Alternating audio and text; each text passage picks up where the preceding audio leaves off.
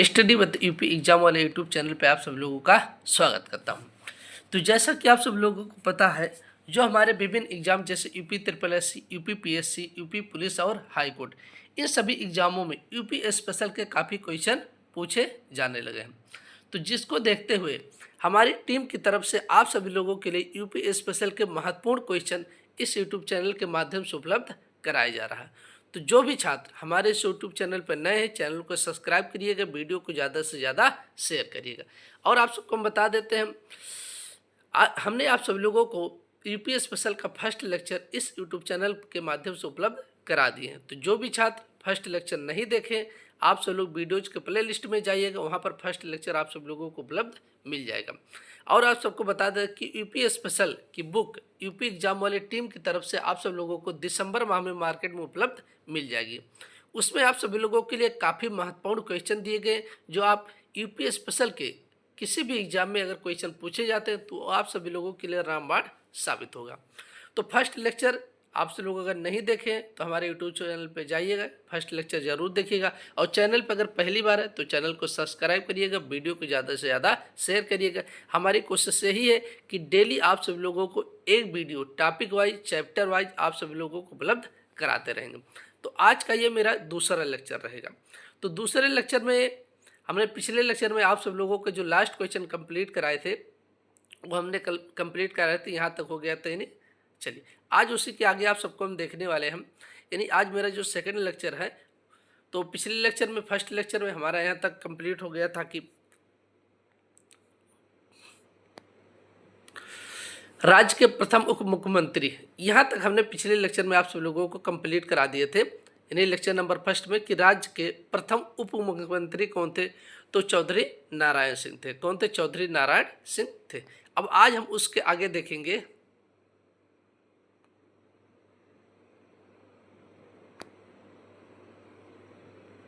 चलिए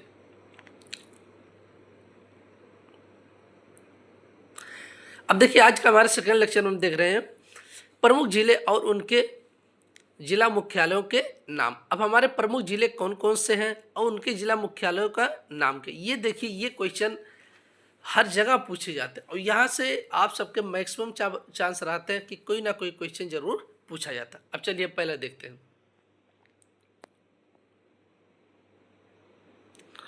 देखिए यहाँ पर दिया अमेठी जिला। सबसे पहले हम क्या देखते हैं? अमेठी जिले। तो जिले का नाम क्या है? अमेठी है। अमेठी जिले का मुख्यालय कहाँ पर स्थित है? तो गौरीगंज में स्थित है। कहाँ पर स्थित है? गौरीगंज में स्थित। तो पहला क्वेश्चन हमारा ये होगा कि अमेठी जिला जो है, अमेठी जिले का अगर पूछ लेता मुख्यालय कहाँ पर स्थित है, तो अमेठी जिले का जो मुख्यालय हमारा कहाँ पर स्थित, तो वो गौरीगंज में स्थित। कहाँ पर? गौरीगंज में। दूसरा पॉइंट हमारा आ जाता है कि संत कबीर नगर। दूसरा डिस्ट्रिक्ट हमारा क्या है? संत कबीर नगर। अब संत कबीर नगर का मुख्यालय हमारा कहाँ पर स्थित, तो वो हमारा स्थित है खलीलाबाद में स्थित है। कहाँ पर स्थित है? खलीलाबाद में स्थित। तीसरा पॉइंट हमारा यहाँ पर दिया गौतम बुद्ध नगर। क्या दिया? गौतम बुद्ध नगर। और गौतम बुद्ध नगर का मुख्यालय अगर पूछ लेगा कहाँ पर स्थित है, तो ये नोएडा में स्थित है। कहाँ पर स्थित है? नोएडा में स्थित। चौथा पॉइंट हमारा दिया कौशाम्बी। क्या दिया? कौशाम्बी। तो कौशाम्बी का मुख्यालय कहाँ पर स्थित है? मझनपुर में स्थित है। कहाँ पर स्थित है? मझनपुर में स्थित है। चलिए आगे देखते हैं। तो कौशाम्बी का अगर पूछ लेगा मुख्यालय कहाँ पर? मझनपुर। उसके बाद हमारा नेक्स्ट आता है अम्बेडकर नगर। क्या जाता? अम्बेडकर नगर। अब हम अम्बेडकर नगर का अगर पूछ लेता मुख्यालय कहाँ पर स्थित हो, तो अकबरपुर में। अब देखिए, आज से अम्बेडकर नगर हो जाएगा, आज से अकबरपुर हो। इसको आपको याद करने का तरीका भी जो हो पाएगा, आप सबको हम तरीका भी बताते रहेंगे। तो अम्बेडकर नगर, अम्बेडकर नगर का मुख्यालय कहाँ पर स्थित, तो वो अकबरपुर। आज से अम्बेडकर नगर, आज से अकबरपुर। उसके बाद हमारा कुशीनगर। क्या हो जाएगा? कुशीनगर। नेक्स्ट हमारा आ जाता है कुशीनगर। तो कुशीनगर का जो मुख्यालय ये कहाँ पर स्थित है, तो पडरौना में स्थित है। कहाँ पर स्थित है? पडरौना में। नेक्स्ट क्वेश्चन हमारा आ जाता कानपुर देहात। अब देखिए, कानपुर देहात का अगर मुख्यालय पूछा, ये बहुत ही पूछा जाता है। कानपुर देहात का मुख्यालय कहाँ पर स्थित है, तो अकबरपुर माटी स्थित। अब देखिए, वहाँ हमने बताया था आज से अम्बेडकर नगर, आज से अकबरपुर। यहाँ पर कानपुर देहात का अकबरपुर है, लेकिन तो उसके साथ माटी जुड़ा, अकबरपुर माटी हो जाएगा। ठीक। उसके बाद हमारा जाता है सिद्धार्थ नगर। क्या हो जाएगा? सिद्धार्थ नगर। तो सिद्धार्थ नगर का मुख्यालय कहाँ पर स्थित है? नौगढ़ में स्थित है। कहाँ पर स्थित है? नौगढ़ में स्थित है। चलिए आगे देखते हैं।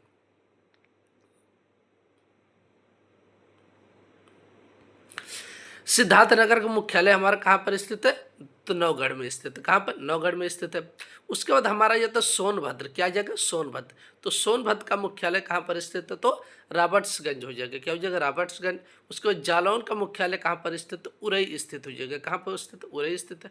फर्रुखाबाद का मुख्यालय कहाँ पर हमारा स्थित है? यानी फतेहगढ़। अब देखिए, फा से फर्रुखाबाद, फा से फतेहगढ़, ये चीज़ें आपको यहाँ पर ध्यान रखना है। फा से फर्रुखाबाद हो जाएगा, फा से फतेहगढ़ हो जाएगा। ठीक। उसके बाद हमारा ये था संभल। संभल का मुख्यालय कहाँ पर स्थित? पवासा हो जाएगा। क्या हो जाएगा? पवासा हो जाएगा। ये आपको याद रखना। तो ये जो मुख्यालय है, यहाँ से काफ़ी चांस रहता है कि आपके एग्जाम में एक क्वेश्चन पूछे जाने की पूरी संभावना रहती है।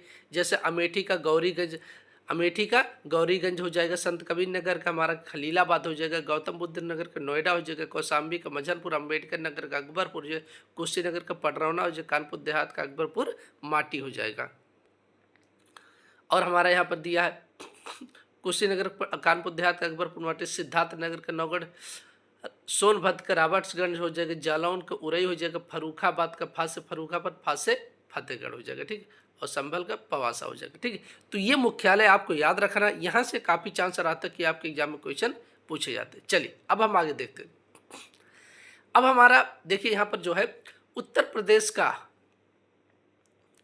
भौगोलिक स्थिति क्या है। अब देखिए हमारा जो क्षेत्रफल है इसको हम देखेंगे, और क्षेत्रफल में कितना योगदान है, भारत का कुल क्षेत्रफल कितना, उसमें उत्तर प्रदेश का कितना योगदान है, और कितने वर्ग किलोमीटर में फैला हुआ है, इन सभी के बारे में हम उत्तर प्रदेश की भौगोलिक स्थिति रहेगी। चलिए अब देखिए उत्तर प्रदेश का क्षेत्रफल। अब उत्तर प्रदेश का क्षेत्रफल की अगर हम बात करते हैं तो उत्तर प्रदेश का क्षेत्रफल कितना है? तो 2,40,928 वर्ग किलोमीटर हो जाएगा। कितना हो जाएगा? 2,40,928 वर्ग किलोमीटर, जो भारत के कुल क्षेत्रफल का, यानी भारत का जितना भी जो टोटल क्षेत्रफल है उसका कितना प्रतिशत है? तो 7.33 है। कितना? 7.33 है। ये यहाँ पर देखिए दिया है। तो पहले हम देखेंगे उत्तर प्रदेश का कुल क्षेत्रफल कितना। उत्तर प्रदेश का क्षेत्रफल 2,40,928 वर्ग किलोमीटर या किलोमीटर स्क्वायर हो जाएगा। जो भारत के कुल क्षेत्रफल के कितना है? तो भारत के कुल क्षेत्रफल का हो जाएगा 7.33, यानी भारत का जितना भी क्षेत्रफल है उसमें उत्तर प्रदेश का कितना प्रतिशत योगदान है? तो 7.33 है। अब देखिए उत्तर प्रदेश के पुनर्गठन से पहले, उत्तर प्रदेश के पुनर्गठन से पहले क्षेत्रफल कितना था? तो आप सब लोगों को पता है कि पुनर्गठन कब हुआ था? 1 नवंबर 1956। तो यहाँ पर पुनर्गठन से पहले उत्तर प्रदेश का क्षेत्रफल कितना था? तो देखिए पुनर्गठन से पहले क्षेत्रफल कितना था? 2,94,411 किलोमीटर था। कितना था? 2,94,411 वर्ग किलोमीटर या किलोमीटर स्क्वायर था। ठीक। तो ये आपको याद रखना। उत्तर प्रदेश का कुल क्षेत्रफल तो 2,40,928 वर्ग किलोमीटर, भारत के कुल क्षेत्रफल का 7.3%। लेकिन तो उत्तर प्रदेश के पुनर्गठन से पहले क्षेत्रफल कितना था? तो 2,94,411 वर्ग किलोमीटर या किलोमीटर स्क्वायर हो जाएगा। ठीक है। अब यहाँ पर हमारा दिया अक्षांशीय विस्तार। अब देखिए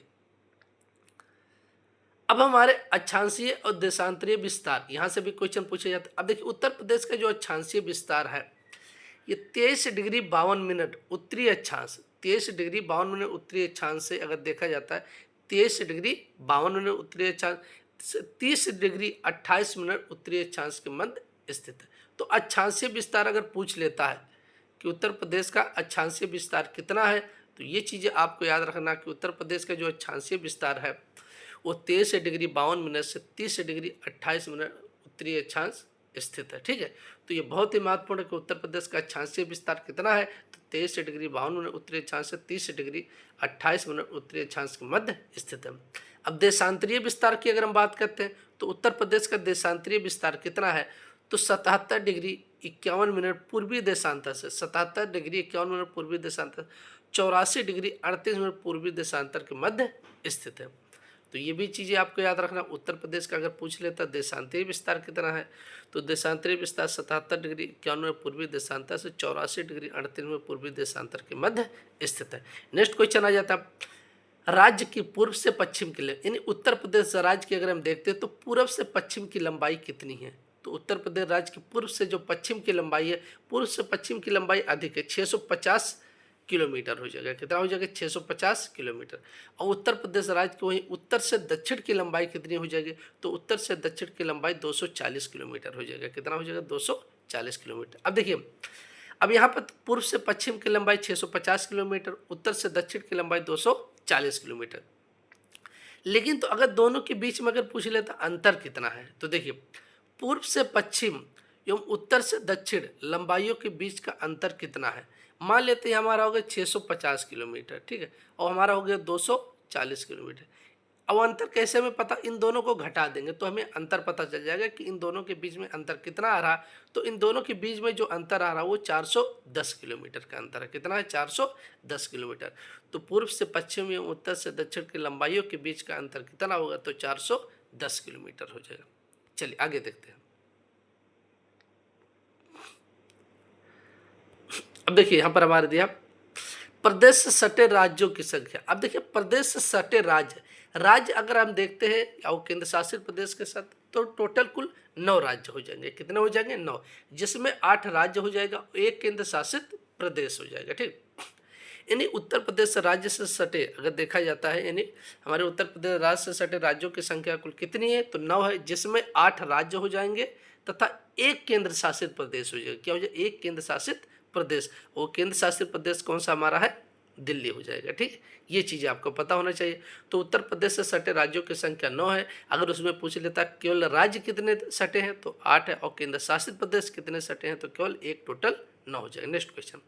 अब देखिए, जो हमारा सोनभद्र जिले से, जो हमारा सोनभद्र उत्तर प्रदेश का एक डिस्ट्रिक्ट है सोनभद्र, उससे सटे राज्यों की संख्या कितनी? ये क्वेश्चन अभी देखिए, यूपीपीएससी के जो हमारा राज्य कृषि सेवा परीक्षा एसटीए, उसमें यह क्वेश्चन पूछा गया था कि सोनभद्र से, उसमें पूछा गया था कि सबसे अधिक राज्यों से सटा जिला कौन सा है। इस तरह पूछा गया था, सबसे अधिक राज्यों से सटा जिला कौन सा है, तो हमारा सोनभद्र है, जो 4 राज्यों से सटा हुआ। देखिए, सोनभद्र से सटे राज्यों की संख्या कितनी है? 4 है। तो कौन कौन से वो राज्य हैं जो सोनभद्र जिले से सटे हुए हैं? मध्य प्रदेश, छत्तीसगढ़, झारखंड और बिहार हो जाएंगे। ठीक है, तो ये दोनों आपको याद रखना है कि सोनभद्र जिले से सटे राज्यों की संख्या कितनी है? 4। वो कौन कौन से राज्य जो सटे हुए हैं? मध्य प्रदेश, छत्तीसगढ़, झारखंड और बिहार हो जाएगा।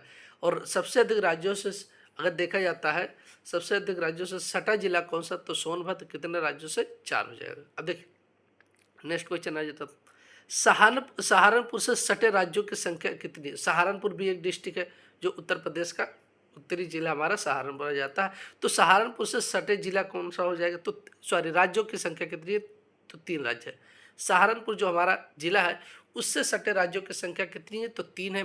कौन कौन से? हरियाणा, हिमाचल प्रदेश और उत्तराखंड हो जाएगा। कौन सा? हरियाणा, हिमाचल प्रदेश और उत्तराखंड हो जाएगा। तो ये भी चीज़ें आपको याद रखना है कि सहारनपुर से सटे राज्यों की संख्या कितनी है? 3। वो 3 राज्य कौन कौन से हैं? हरियाणा, हिमाचल प्रदेश और उत्तराखंड हो जाएगा। चलिए आगे देखते हैं। अब देखिए, हमारा नेक्स्ट क्वेश्चन आ जाता है कि उत्तर प्रदेश से लगा सर्वाधिक सीमा वाला राज्य। अब देखिए, उत्तर प्रदेश जो राज्य है, इसे कौन सा ऐसा राज्य है जिसकी सबसे अधिक सीमा साझा होती है? यानी सबसे अधिक सीमा जो वो हमारे उत्तर प्रदेश राज्य से लगती है। कौन सा ऐसा राज्य है? तो वो हमारा मध्य प्रदेश हो जाए। कौन सा? एमपी। अब एमपी के 11 जिले जो हैं वो उत्तर प्रदेश की सीमा से साझा करते हैं।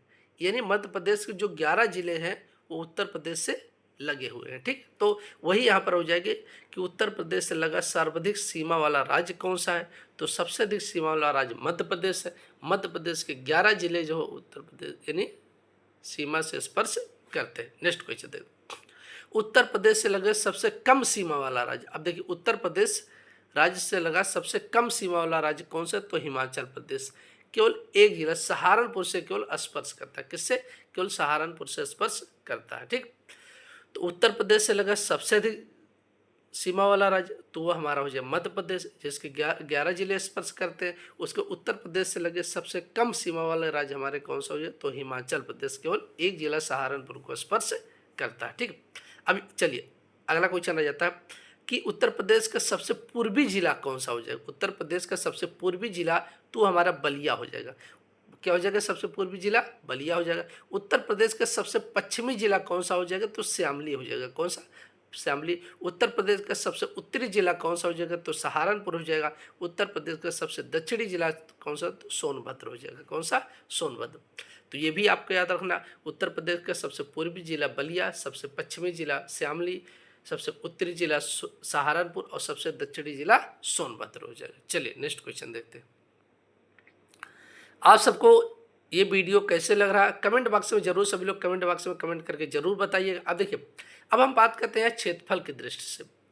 तो क्षेत्रफल की दृष्टि से उत्तर प्रदेश का सबसे बड़ा जिला अकॉर्डिंग टू एरिया, यानी क्षेत्रफल के अनुसार उत्तर प्रदेश का सबसे बड़ा जिला कौन सा, तो लखीमपुर खीरी हो जाएगा। कितना क्षेत्रफल है, तो 7680 वर्ग किलोमीटर या किलोमीटर स्क्वायर हो जाएगा।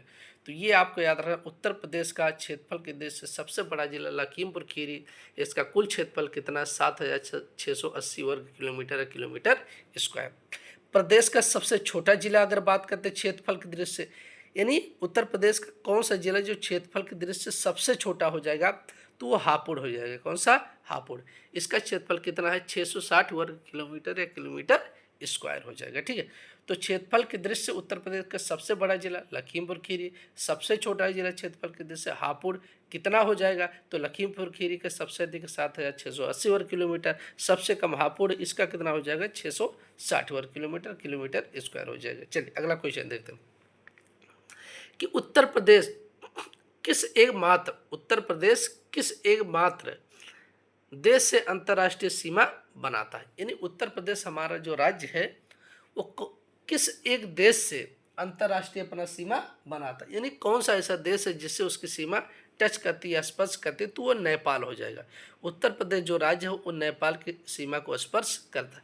अब नेपाल से अगर देखा जाए तो इसके 7 जिले जो हैं वो नेपाल की सीमा को स्पर्श करते हैं। यानी उत्तर प्रदेश के जो 7 जिले हैं वो नेपाल की सीमा को स्पर्श करते हैं। कौन कौन से, महाराजगंज, सिद्धार्थनगर, बलरामपुर, श्रावस्ती, बहराइच, लखीमपुर खीरी और पीलीभीत। ये 7 जिले ऐसे हैं जो नेपाल की सीमा को स्पर्श करते हैं। ठीक है, तो दोनों आपको याद रखना है कि उत्तर प्रदेश जो राज्य है किस देश के अंतर्राष्ट्रीय सीमा को स्पर्श करता है, तो नेपाल को स्पर्श करता है। किसको, नेपाल को स्पर्श करता है। और नेपाल के साथ उत्तर प्रदेश के कितने जिले स्पर्श करते हैं, 7। 7 जिले के नाम कौन कौन से, महाराजगंज, सिद्धार्थनगर, बलरामपुर, श्रावस्ती, बहराइच, लखीमपुर खीरी और पीलीभीत हो जाएगा। ठीक, चलिए नेक्स्ट क्वेश्चन आ जाता है। मध्य प्रदेश से 3 तरफ से घिरा हुआ जिला। अब देखिए उत्तर प्रदेश का कौन सा ऐसा जिला है जो मध्य प्रदेश से 3 तरफ से घिरा हुआ है, यानी इधर से भी घिरा हुआ, इधर से भी घिरा हुआ, इधर से भी, एक तरफ से क्यों खुला हुआ। ठीक है, तो मध्य प्रदेश से 3 तरफ से घिरा हुआ उत्तर प्रदेश का कौन सा जिला है, तो वो हमारा हो जाएगा ललितपुर हो जाएगा। कौन सा, ललितपुर। तो ये चीज़ें आपको याद रखना। ठीक है, कि मध्य प्रदेश से 3 तरफ से उत्तर प्रदेश का घिरा हुआ जिला कौन सा है, तो ललितपुर हो जाएगा। ठीक है, चलिए आगे देखते हैं। अब चलिए हमारा यहाँ पर अगला आ जाता है कि उत्तर प्रदेश की भौगोलिक सीमा रेखा, उत्तर प्रदेश की जो भौगोलिक सीमा रेखा है, इन्हीं किस राज्य से उत्तर प्रदेश का कौन सा जिला स्पर्श करता है। तो चलिए अगर यहाँ पर हम बात करते हैं हिमाचल प्रदेश, हिमाचल प्रदेश से उत्तर प्रदेश का कौन सा जिला स्पर्श करता है, तो ये हमारा हो जाएगा सहारनपुर हो जाएगा। कौन सा, सहारनपुर। उत्तर प्रदेश का सबसे उत्तरी जिला हो जाएगा सहारनपुर हो जाएगा। ठीक है, जो किस राज्य को टच कर रहा है, हिमाचल प्रदेश को। चलिए उसका उत्तराखंड, अब हमारा उत्तराखंड आ जाता है। ठीक है, उत्तराखंड जो राज्य है वो उत्तर प्रदेश के कितने जिलों को स्पर्श करता, तो ये 7 जिलों को स्पर्श करता। कितने, 7। तो ये भी आपको याद रखना। इन्हीं इस तरीके से भी याद रखना कि कौन सा राज्य कितने जिलों को स्पर्श कर रहा है और किस किस जिले को स्पर्श कर रहा है, ये चीज़ें भी आपको पता होना चाहिए। तो हिमाचल प्रदेश सहारनपुर को, उत्तराखंड 7 जिलों को, सहारनपुर, मुजफ्फरनगर, बिजनौर, बरेली, पीलीभीत, रामपुर। तो उत्तराखंड जो है उत्तर प्रदेश के कितने जिलों को स्पर्श करता है, 7 जिलों को स्पर्श करता है। झारखंड जो उत्तर प्रदेश के कितने जिलों को स्पर्श करता है, 1 सोनभद्र हो जाएगा। किसको स्पर्श करता है, सोनभद्र हो जाएगा। चलिए आगे देखते हैं। अब हमारा ये तो झारखंड के बाद छत्तीसगढ़ जो राज्य है, छत्तीसगढ़ राज्य जो है ये उत्तर प्रदेश के कितने जिलों को स्पर्श करता है, 1 के जिलों को, कौन सा जिला, सोनभद्र हो जाएगा। कौन सा, सोनभद्र हो जाएगा। ठीक, जैसे सहारनपुर हो गया, झारखंड हो गया, छत्तीसगढ़ हो गया। तो वही हमारा छत्तीसगढ़ जो है उत्तर प्रदेश के किस जिले को स्पर्श करता है? एक जिले को, और सोनभद्र जिले को स्पर्श करता है। चलिए, अब हमारा बिहार जो राज्य है, क्या है? बिहार राज्य। और जो बिहार राज्य है वो उत्तर प्रदेश के कितने जिलों को स्पर्श करता? तो ये 7 जिले को स्पर्श करता। कितने? 7 जिले। 7 जिले कौन कौन से?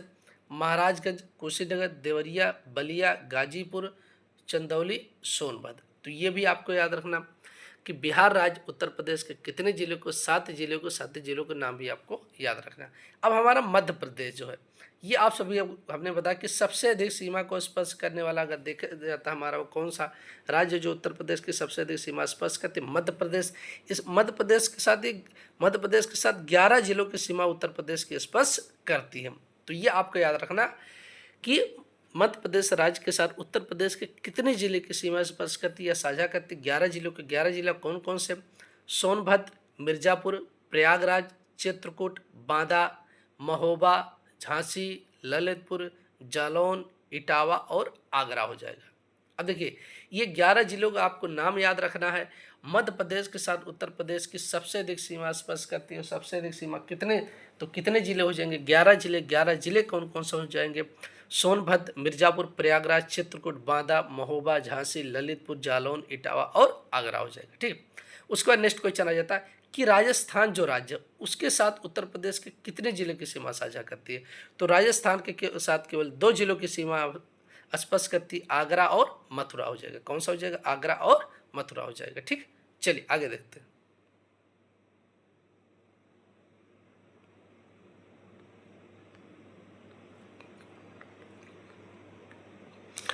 आप सभी लोग जरूर कमेंट बॉक्स में कमेंट करके बताइए कि ये लेक्चर आप सभी लोगों को कैसा लगा है। ठीक है, चलिए आगे हम देखते हैं।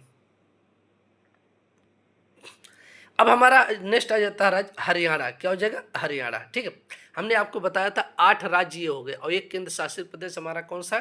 दिल्ली हो जाए। तो ये 8वां राज्य देखिए क्या हो जाए। तो उत्तर प्रदेश जो है कितने राज्यों के साथ सीमा बनाता है? तो 8 राज्य तथा एक केंद्र शासित प्रदेश। 8वां राज्य हमारा हरियाणा हो जाएगा। ठीक है, चलिए अब हमारा 8 राज्य हरियाणा जो है, इसके साथ साथ तो हरियाणा के साथ साथ उत्तर प्रदेश के कितने जिले स्पर्श करते हैं? तो वो 6 जिले हो जाएंगे। कितने? 6 जिले। अब 6 जिले में मथुरा, अलीगढ़, गौतम बुद्ध नगर, बागपत, श्यामली और सहारनपुर हो जाए। तो ये चीज़ें आपको याद रखना है कि हरियाणा के साथ उत्तर प्रदेश कितने जिले की सीमा साझा करती है? तो हरियाणा के साथ उत्तर प्रदेश के 6 जिलों की सीमा साझा करती है। 6 जिलों के नाम कौन कौन से हो जाएंगे?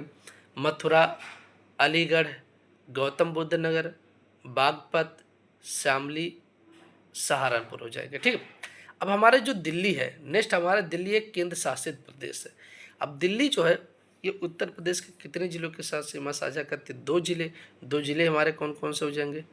गाजियाबाद हो जाएगा और गौतम बुद्ध नगर हो जाएगा। क्या हो जाएगा? गाजियाबाद और गौतम बुद्ध नगर हो जाएगा। ठीक है, चलिए आगे देखते हैं।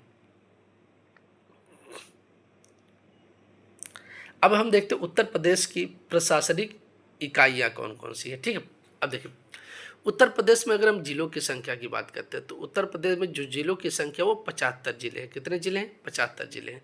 और 75वां जिला हमारा कौन सा हो जाएगा? संभल हो जाएगा। कौन सा? संभल। तो ये चीज़ें आपको याद रखना। उत्तर प्रदेश में अगर जिलों की संख्या की बात करेंगे तो जिलों की जो संख्या हो 75 जिले हैं। 75वां जिला हमारा कौन सा हो जाएगा? तो 75वां जिला हमारा कौन सा हो जाएगा? वो संभल हो जाएगा। ठीक है, उत्तर प्रदेश में मंडलों की संख्या की अगर हम बात करते हैं, उत्तर प्रदेश में मंडल कितने हैं? तो उत्तर प्रदेश जो मंडलों की संख्या 18 है।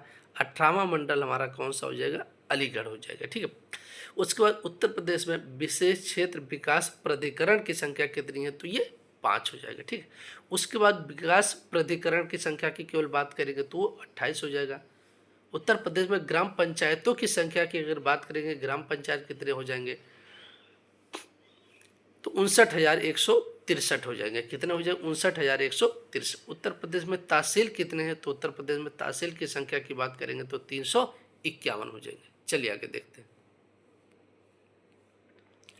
अब नेक्स्ट हमारा आ जाता है नगर पंचायत की अगर बात कर ले तो उत्तर प्रदेश में नगर पंचायतों की संख्या कितनी है? तो नगर पंचायत की संख्या हो जाएगी 544 हो जाएगा। कितना? और कहीं कहीं 545 भी आपको देखने को मिल सकता है। अब देखिए उत्तर प्रदेश में नगर पालिका की संख्या की बात करते हैं तो नगर पालिका कितने हैं, तो 199, कहीं कहीं आपको 200 भी मिल सकता है एग्जाम में।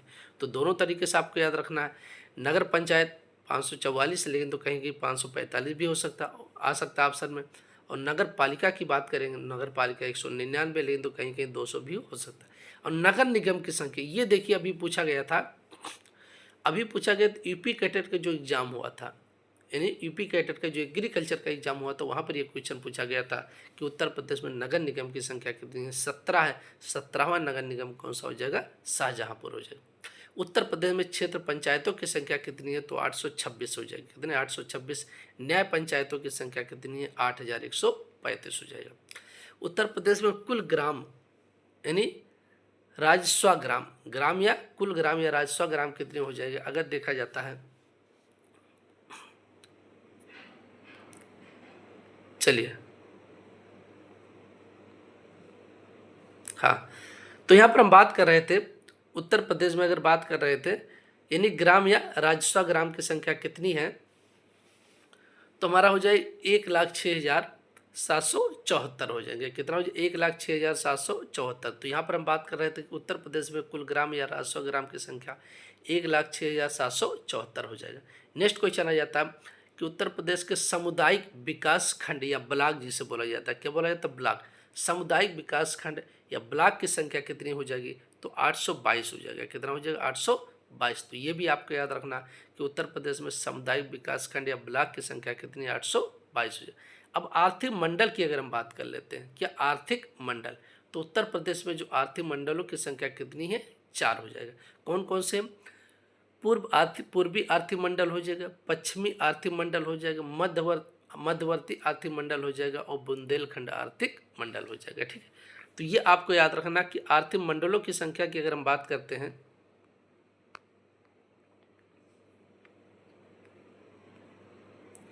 आर्थिक मंडलों की संख्या की अगर हम बात कर रहे हैं, तो आर्थिक मंडल जो हमारे हो जाएंगे, आर्थिक मंडलों की संख्या 4 हो जाएगी। चारों के नाम आपको पता होना चाहिए। पूर्व आर्थिक मंडल हो जाएगा, पश्चिमी आर्थिक मंडल हो जाएगा, मध्यवर्ती आर्थिक मंडल हो जाएगा और बुंदेलखंड आर्थिक मंडल हो जाएगा। चलिए आगे देखते हैं। प्रदेश में कुल कारागार संस्थाएं कितनी, अब देखिए कारागार क्या हो जाएगा, कारागार अगर देखा जाता है, जेलों की अगर देखा जाए कितनी है, तो 72 जेलें। कितनी हो जाएगी, 72। प्रदेश जिले में कारागारों की संख्या, इन संस्थाएं की यहाँ पर बात की है, तो प्रदेश में कुल कारागार संस्थाएं 72 हो जाएंगे। लेकिन तो प्रदेश में कुल जिला कारागारों की संख्या कितनी, तो 62 है। यहाँ पर आपको ध्यान रखना, अगर संस्थाएं पूछेगा तो 72 हो जाएगा, और प्रदेश में जिला कारागारों की संख्या पूछेगा तो वो 62 हो जाएगा। कितना हो जाएगा, 62 हो जाएगा। ठीक है, नेक्स्ट क्वेश्चन हम देखते हैं। चलिए, सभी लोग वीडियो को ज़्यादा से ज़्यादा शेयर करिएगा और कमेंट बॉक्स में ज़रूर बताइएगा ये लेक्चर आप सबको कैसा लग रहा है। अब देखिए अगला हमारा क्वेश्चन आ जाता है कि प्रदेश में संभागों की संख्या कुल कितनी है। प्रदेश में संभागों की संख्या कुल कितनी है, तो प्रदेश में जो संभागों की संख्या कुल कितनी है, तो 4 संभाग है। कितने, 4। कौन कौन से, पहला हमारा हो जाएगा पश्चिमी उत्तर प्रदेश, दूसरा हमारा हो जाएगा बुंदेलखंड हो जाएगा, तीसरा हमारा हो जाएगा रोहेलखंड हो जाएगा और चौथा हमारा हो जाएगा पूर्वांचल उत्तर प्रदेश हो जाएगा। ठीक है, तो उत्तर प्रदेश में संभागों की संख्या कुल कितनी है, तो उत्तर प्रदेश में संभागों की संख्या 4 है। पश्चिमी उत्तर प्रदेश, बुंदेलखंड, रोहेलखंड और हमारा पूर्वांचल उत्तर प्रदेश हो जाएगा। ठीक, चलिए अब हम आगे देखते हैं। अब हम देखते हैं कि उत्तर प्रदेश में शासन प्रणाली, ठीक है, तो उत्तर प्रदेश में हम शासन प्रणाली देख लेते हैं। तो नंबर 1 हमारा अगर देखा जाए जो शासन प्रणाली है उत्तर प्रदेश को, उसको 3 भागों में बांटा गया। कितने भागों में बांटा गया, 3 भागों में बांटा गया। तो ये चीज़ें आपको याद रखना कि उत्तर प्रदेश में जो शासन प्रणाली है उसको कितने भागों में बांटा गया, 3 भागों में। शासन प्रणाली कितने, 3। तो नंबर 1 कौन हमारा हो जाएगा, व्यवस्थापिका या विधायिका हो जाएगा। क्या हो जाएगा, नंबर 1 व्यवस्थापिका या विधायिका हो जाएगा। ठीक है, अब देखिए जो हमारा व्यवस्थापिका या विधायिका है इसके अंतर्गत हमारे कौन कौन सी चीज़ें आती हैं। तो उत्तर प्रदेश के शासन प्रणाली कितने भागों में, 3। तो नंबर 1 व्यवस्थापिका या विधायिका। अब व्यवस्थापिका या विधायिका में विधानसभा, राज्यपाल और विधान परिषद आता है। तो इस तरीके से भी पूछा जा सकता है कि व्यवस्थापिका या विधायिका के अंतर्गत आने वाली हमारी कौन कौन सी चीज़ें हैं। तो नंबर 1 विधानसभा हो जाएगा, नंबर 2 राज्यपाल हो जाएगा, नंबर 3 विधान परिषद हो जाएगा। ठीक है, दूसरा हमारा हो जाएगा कार्यपालिका। 3 भागों में बांटा गया, नंबर 1 व्यवस्थापिका विधायिका, नंबर 2 कार्यपालिका। कार्यपालिका में हमारे कौन कौन से, प्रशासन, राज्यपाल, मुख्यमंत्री तथा मंत्री आते हैं। ठीक, तो ये भी आपको याद रखना कि उत्तर प्रदेश की जो प्रशासन प्रणाली उसको अगर देखा जाए तो कार्यपालिका के अंतर्गत कौन कौन से आते हैं, तो हमारा प्रशासन हो जाएगा, राज्यपाल हो जाएगा, मुख्यमंत्री तथा मंत्री हो जाएगा। ठीक, चलिए आगे देखते हैं। उसके बाद हमारा आ जाता है न्यायपालिका। क्या हो जाएगा? न्यायपालिका। तो न्यायपालिका में हमारा कौन कौन से आते हैं, तो उच्च न्यायालय आ जाएगा और अधीनस्थ न्यायालय आ जाएगा। ठीक है, तो ये हमारे तीन हो गए। ठीक, उत्तर प्रदेश की जो प्रशासन प्रणाली है उसको तीन भागों में, व्यवस्थापिका, विधायिका, कार्यपालिका और न्यायपालिका। न्यायपालिका में हमारा उच्च न्यायालय और अधीनस्थ न्यायालय हो जाएगा। ठीक, अब हमारा आ जाता है कि उत्तर प्रदेश का विधानमंडल द्विसदनीय है। ये आपको याद रखना, बहुत ही महत्वपूर्ण क्वेश्चन। अब द्विसदनीय है तो कौन कौन से, नंबर 1 हमारा हो जाएगा विधानसभा हो जाएगा, और नंबर 2 हमारा विधान परिषद हो जाएगा। ठीक है, तो ये चीज़ें आपको याद रखना कि उत्तर प्रदेश का विधानमंडल द्विसदनीय है। द्विसदनीय में नंबर 1 विधानसभा हो जाएगा, नंबर 2 विधान परिषद हो जाएगा। ठीक है, अब विधानसभा क्या होता है, देखिए इसके अंतर्गत बहुमत दल के नेता को राज्यपाल द्वारा मुख्यमंत्री नियुक्त किया जाता है। ठीक, अब यहाँ पर आपको याद रखना कि विधानसभा अगर पूछ लेता है कि विधानसभा में क्या होता है, तो विधानसभा में जो होता है इसके द्वारा बहुमत दल के नेता को राज्यपाल द्वारा मुख्यमंत्री नियुक्त किया जाता है। ठीक, ये आपको याद रखना। उसके बाद हमारा दूसरा क्या, विधान परिषद हो जाएगा। ठीक, अब हम देखिए विधान परिषद के बारे में देख लेते हैं। तो विधान परिषद को अगर बात करते हैं तो इसे निम्न सदन कहा जाता है। क्या कहा जाता है? निम्न सदन भी कहा जाता है। तो ये चीज़ें आपको याद रखना कि विधान परिषद को अगर पूछ लेता क्या कहा जा सकता है, तो इसे निम्न सदन भी कहा जाता है। अब देखिए उत्तर प्रदेश में जो विधान परिषद का जो गठन हुआ वो कब हुआ? 1937 में हुआ। कब हुआ? 1937 में। वर्तमान में कौन सी विधानसभा चल रही है? तो 18वीं विधानसभा चल रही है। कौन सी? 18वीं विधानसभा चल रही। तो ये चीज़ें आपको याद रखना है। विधानसभा को निम्न सदन भी कहा जाता है। विधानसभा का गठन कब हुआ? 1937। वर्तमान में 19वीं विधानसभा चल रही। और स्वतंत्रता के बाद विधानसभा का गठन कब हुआ उत्तर प्रदेश में? तो ये 8 मार्च 1952 को हुआ। कब हुआ? 8 मार्च 1952 को हुआ। ठीक, नेक्स्ट हमारा आ जाता, देखिए अगर देखा जाता सीटें सन 2000 से पहले 425 थी। अब देखिए जब तक उत्तराखंड राज्य का गठन नहीं हुआ था तब तक हमारे उत्तर प्रदेश राज्य में अगर देखा जाता विधानसभा सीटों की संख्या कितनी थी? 425 थी, यानी सन 2000 से पहले। लेकिन तो वर्तमान में जब से 13 जिलों को काट कर उत्तराखंड राज्य का गठन अलग कर दिएगा तब से हमारे राज्य में विधानसभा सीटों की संख्या 403 हो गई। कितनी हो गई? 403 हो गई। तो ये चीज़ें आपको याद रखना है कि सन 2000 से पहले विधानसभा सीटों की संख्या कितनी थी? 425 थी, लेकिन तो वर्तमान में सीटों की संख्या 403 रह गई है। ठीक, चलिए आगे देखते हैं। अब हमारा नेक्स्ट पॉइंट आ जाता है, देखिए तो सर्वाधिक विधानसभा सीटें अगर देखा जाता है कहाँ पर? उत्तर प्रदेश में सबसे अधिक विधानसभा सीटें कहाँ पर? तो उत्तर प्रदेश में सबसे अधिक जो विधानसभा सीटें अगर प्रयागराज में है। और कितनी सीटें हैं? 12 सीटें। ये चीज़ें आपको याद रखना। उत्तर प्रदेश में सबसे अधिक विधानसभा सीट वाला जिला कौन सा? तो प्रयागराज है। सीटों की संख्या कितनी है? तो 12 है। और सबसे कम सीट अगर की बात करते हैं तो सबसे कम सीट उत्तर प्रदेश में किस जिले में आता? विधानसभा सीटों की संख्या महोबा, श्रावस्ती, चित्रकूट, इन सभी जगह सीटों की संख्या 2-2 है। ठीक, तो आज का हमारा ये लेक्चर आप सभी लोगों को कैसा लगा? कमेंट बॉक्स में सभी लोग कमेंट करके ज़रूर बताइए। आज का ये मेरा दूसरा लेक्चर था और इसके पहले हमने आप सभी लोगों को एक लेक्चर उपलब्ध करा दिए हम। तो सभी लोग जाते जाते वीडियो को शेयर जरूर करिएगा और लाइक करिएगा और जाते जाते कमेंट बॉक्स में ज़रूर बताइएगा आप सभी लोगों को एक लेक्चर कैसा लगा। एक लेक्चर हमने आप सबको इसके पहले उपलब्ध करा दी, ये हमारा दूसरा लेक्चर है। इसके बाद हमारा नेक्स्ट लेक्चर आप सभी लोगों को जल्द उपलब्ध रहेगा। हमारा उद्देश्य यही कि डेली आप सभी लोगों को महत्वपूर्ण क्वेश्चन लेकर आते रहेंगे और सभी लोग वीडियो को ज़्यादा से ज़्यादा शेयर करिएगा। बाकी मिलते हैं नेक्स्ट वीडियो में। धन्यवाद।